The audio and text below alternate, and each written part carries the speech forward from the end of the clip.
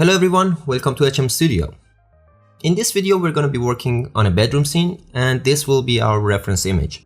I'm going to break it down into two parts, and the first part, which is this one, is going to be about modeling the scene, and the second part will be about making some materials and rendering the scene, also a little bit of post-production. So without any further ado, let's get into the modeling part. Alright, we're going to be working based on this layout, which is actually a JPEG image. And this portion is the only part that we're going to model. Before we start modeling anything, it's always better to check our unit setup. To do that, let's go to the Customize menu, select Unit Setup, and from here make sure that you're using the same unit for Display Unit Scale and also System Unit Scale. Since the scale of this project is actually small, I prefer to go with centimeters, but if you're working on a bigger scale project like master plans, you can go with meters also. Alright, now let's right click on the image, go to the properties, and in the details tab you can see the dimensions of the image here. It's 2000 by 1414. Alright, now we're gonna go back to 3ds Max and let's create a plane with the same dimensions. I don't need the segments, so let's get rid of them. Now let's go 1414 and 2000. Now you can just simply drag and drop the image onto your plane.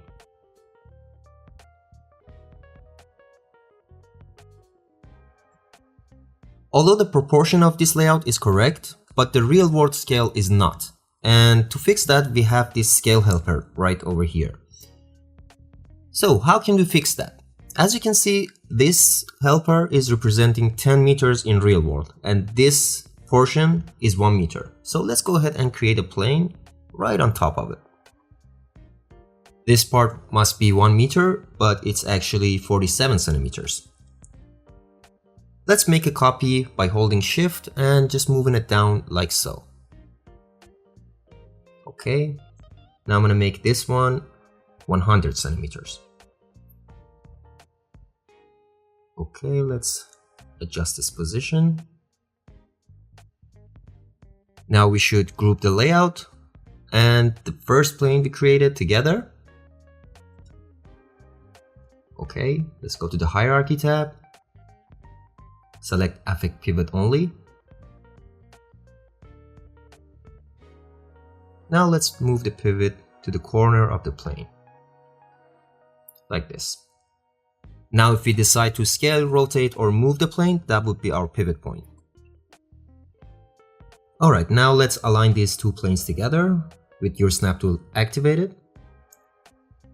Now let's scale up the group until the size of these two planes are matching.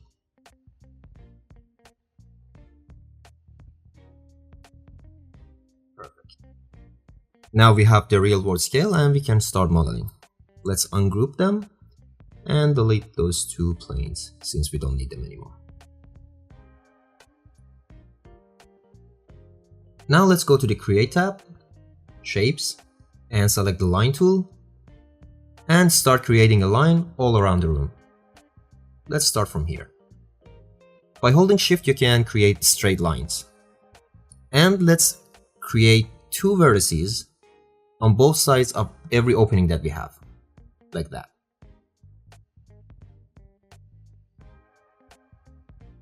Actually, we don't see the closet, so maybe we can just ignore that part. We don't see this door as well, so let's ignore it. A very important tip. If my snap tool is activated and I'm holding Shift to create the lines, if I click on this vertex over here, I can create another vertex with the same coordinates on the y-axis. So they will be aligned on the y-axis and you don't have to do anything afterwards. And you will see in a second how useful is this. Alright, let's create two more vertices on both sides of this opening and close this plane. Now we have to create the lines inside the room as well, and there are two ways to do that. The easiest way is to create an outline from the line that we already created, and it will work in this case, which is actually a simple rectangle. But for other cases that you have like several rooms or the layout is more complex, you're gonna have to do it manually. And for the sake of this tutorial, I'm gonna do it that way so you could learn how to do that. Alright, while your line is selected, let's go to the Modify tab and select Create Line. Let's activate the vertices also so we could see where they are and it will help us during the process. Okay, as we did before, we're going to create a line inside the room. We're gonna use this vertex as helpers. In this case, we cannot use this vertex as a reference since the line is longer on the y-axis. So we're gonna just take a guess and create a vertex right around here, and we're gonna fix it later on. Alright, let's go ahead and select this vertex and align it like this. As you can see, when I'm clicking on the X and move the vertex, while my snap tool is activated, it only moves on the X axis, like this. And I can easily align it with the other vertex. But if your max is behaving differently, it's because you didn't activate the Enable Axis Constraints option. And to do that, you can just right click on the snap tool, go to the Options tab, and enable it from here. But if it's disabled, it goes all around the place. Doesn't matter on which axis I'm clicking, it just moves in every direction. Alright, let's go ahead and activate it and just align it with the vertex down below.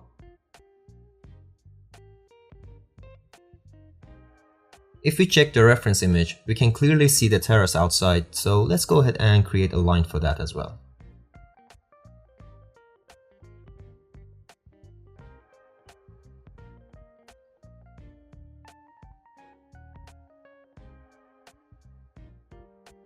Alright, now let's select these lines and apply an extrude modifier to them.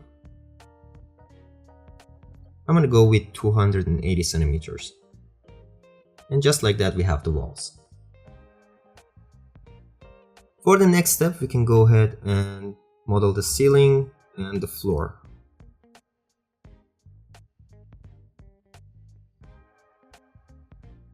For that, I'm going to create a line all around the room with my snap tool activated.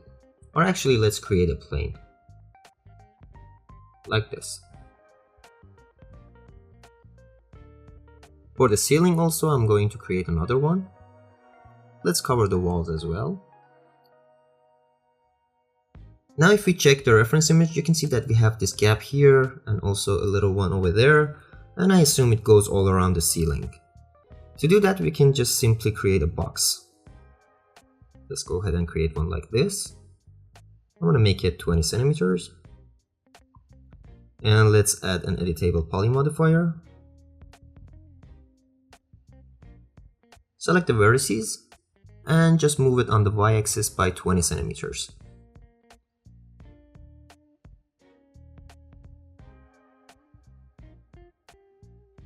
I'm gonna make a 5 centimeters gap on all the other sides of the ceiling.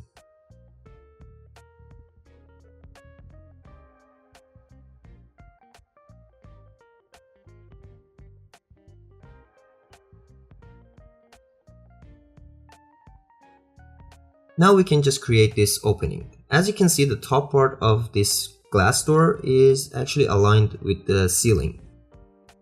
So let's go to the front view by pressing F on your keyboard and select the walls. Add an Edit Poly modifier. Select Quick Slice from the Edit Geometry. Activate your Snap tool and create a segment like this.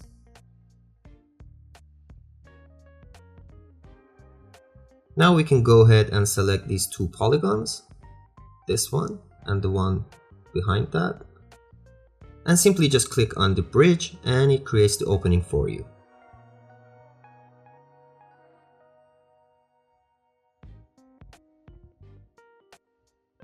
We don't need these polygons, so let's just go ahead and delete them.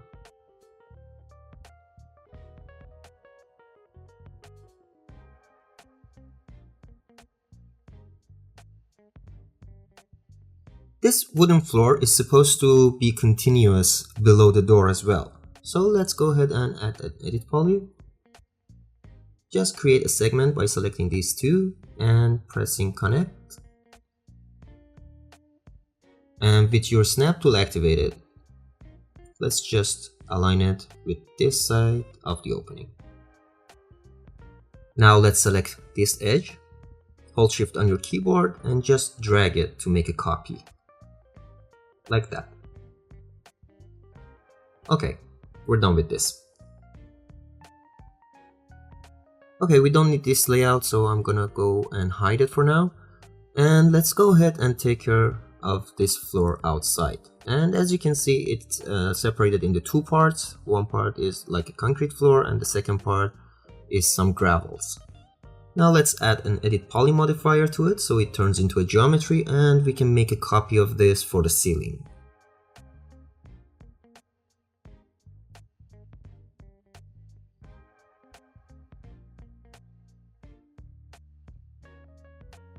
Now let's give it a little bit of shell by adding a shell modifier and adding 20 centimeters to the outer mount.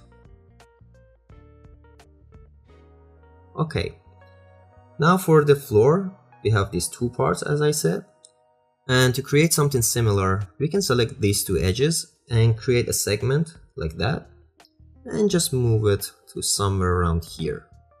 Okay, this part is going to be some gravels and the other side will be a concrete floor. I'm going to select this polygon and detach it, like that.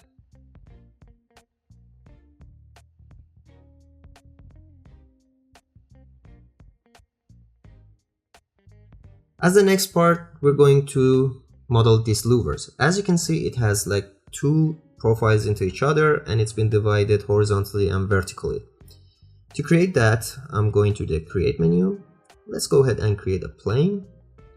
Let's go to the perspective view. And with the auto grid activated, we can actually create a geometry on top of the wall. Let's activate the snap tool as well.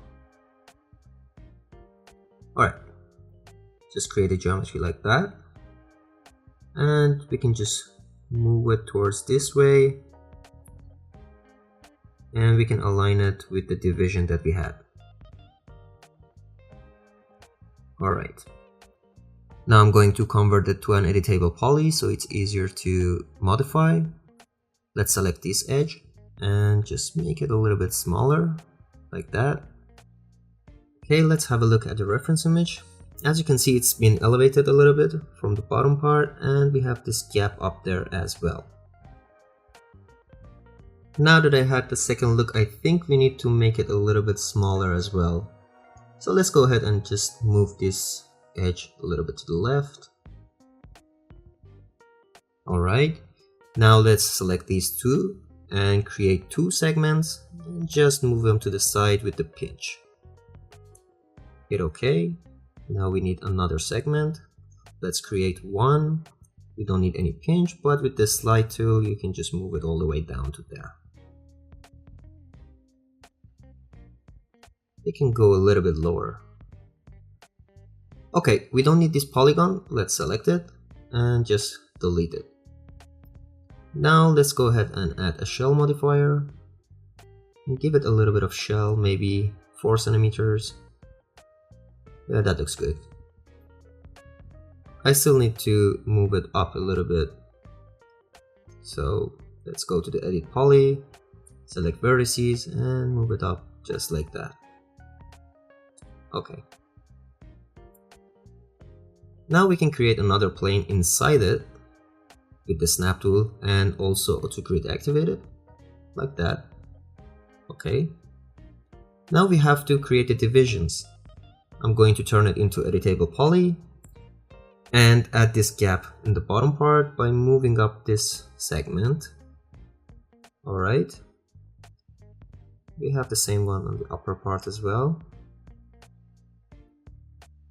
Okay. Now we can just go ahead and select these two edges and create some divisions. I'm going with 15. Maybe 13. Yeah, that looks better.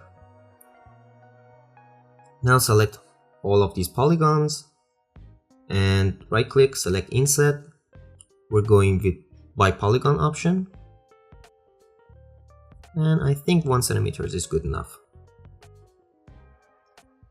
Let's go ahead and delete these polygons and give a shell modifier to this geometry as well.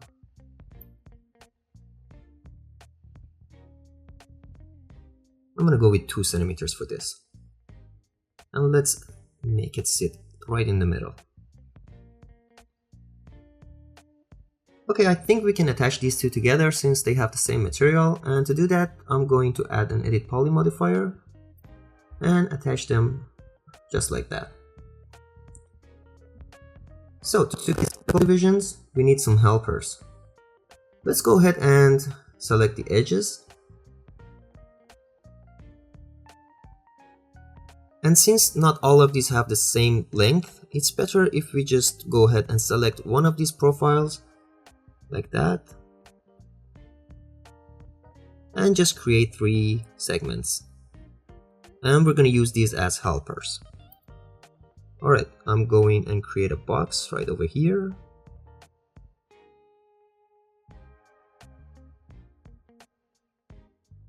And for this one we can go with 1 centimeter.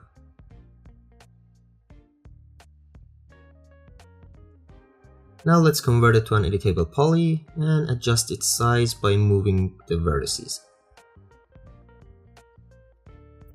This side needs to be aligned with this one, and this side needs to be aligned with that. Alright, now we can easily create 2 more copies.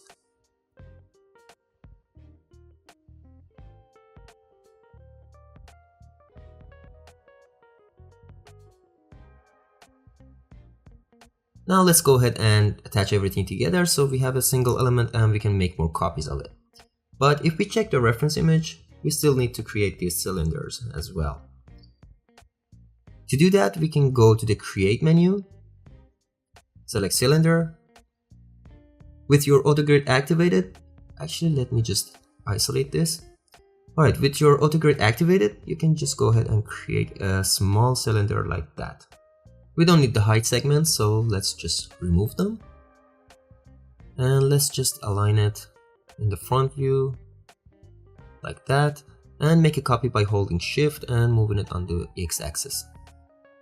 Okay, I'm gonna just convert it to an editable poly and attach it to the other one. Perfect. Let's adjust the height also. Alright.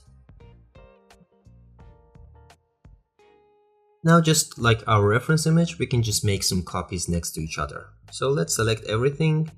I'm gonna unisolate everything, and by holding Shift, I'm going to just make some copies. Let's leave a little bit of gap between them as well. I think 6 is enough. I think at this point we can go ahead and create a camera roughly similar to what we have in the reference image, so we have a better understanding on how the things are going. And afterwards I'm going to bring in some assets which I've already gathered into another file, and we'll just place them in the scene. By the way, if you want to download the scene, it's going to be available on my Patreon page, and the address is down below in the description sections. Alright, that will be all for the modeling part, and I'm gonna see you in the next one where we're going to make some materials, we're gonna do the lighting, and also do some post-production. By the way, if you don't want to miss my other tutorials, it would be great if you stop to the channel. Okay, see you in the next one.